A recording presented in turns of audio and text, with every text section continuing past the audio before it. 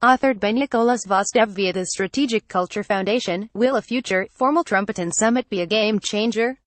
Last week, I noted that any encounter between Donald Trump and Vladimir Putin that would take place at the Asia-Pacific Economic Cooperation Summit in Da Nang, Vietnam, would have to address two critical questions if there was to be any clarity in U.S.-Russia relations. We've now gotten a first draft of answers. I argued that, for the Russian side, the overarching issue is whether or not Donald Trump is calling the shots on U.S.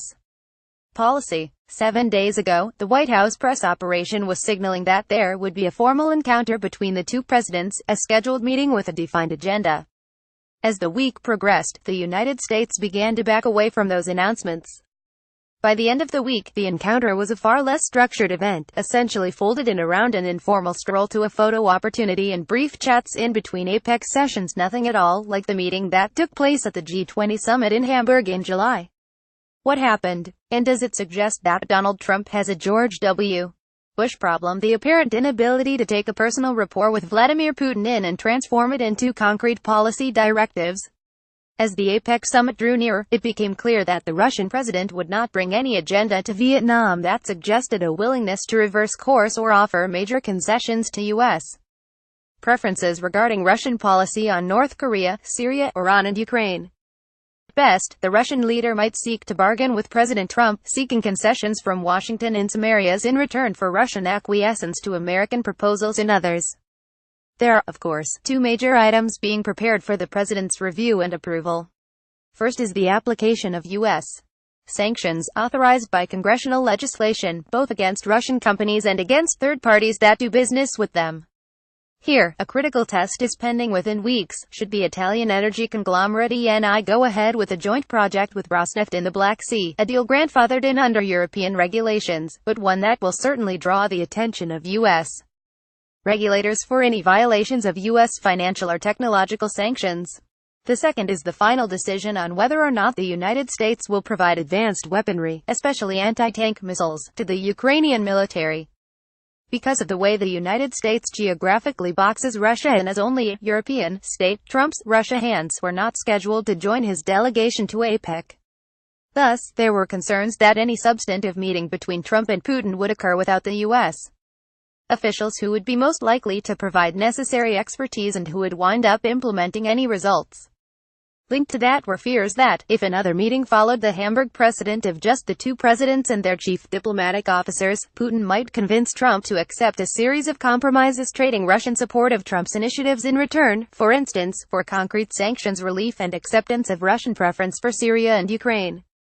There had already been some advance warning of this, such as, when Saudi Arabia's King Salman visited Moscow last month in an historic summit, the Saudi delegation seemed to suggest that Russia playing a more constructive and stabilizing role in the Middle East would outweigh the logic of maintaining the raft of U.S.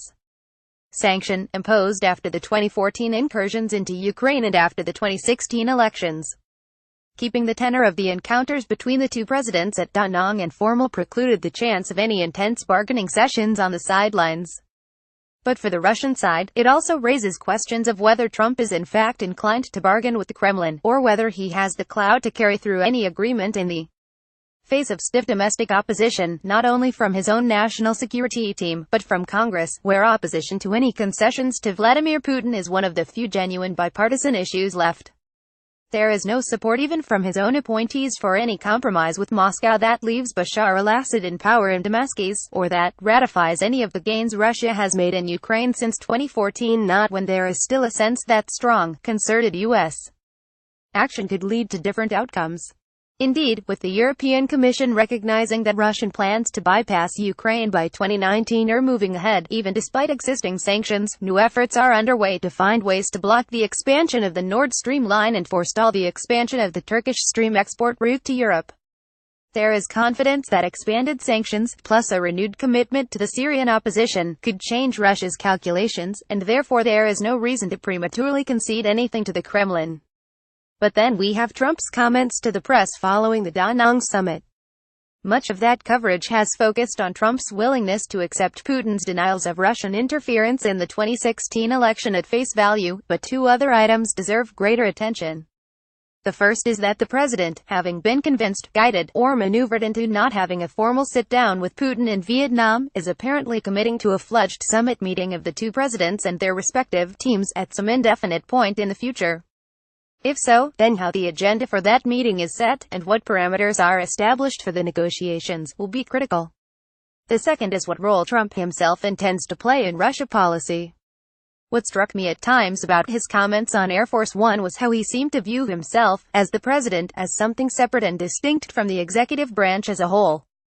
As chief executive, Trump is in charge of the U.S. intelligence community, the diplomatic corps and the military. Yet his comments seem to suggest that, at times, the government is pursuing a policy towards Russia that he personally disagrees with but somehow has little power to change. So while we've gotten a first set of answers, the questions still remain unresolved. Sideline encounters at the G20 and at APEC were not successful in changing the dynamic of the U.S.-Russia relationship. So will a direct Trump-Putin summit be a game changer? Only if those original questions can be answered definitively.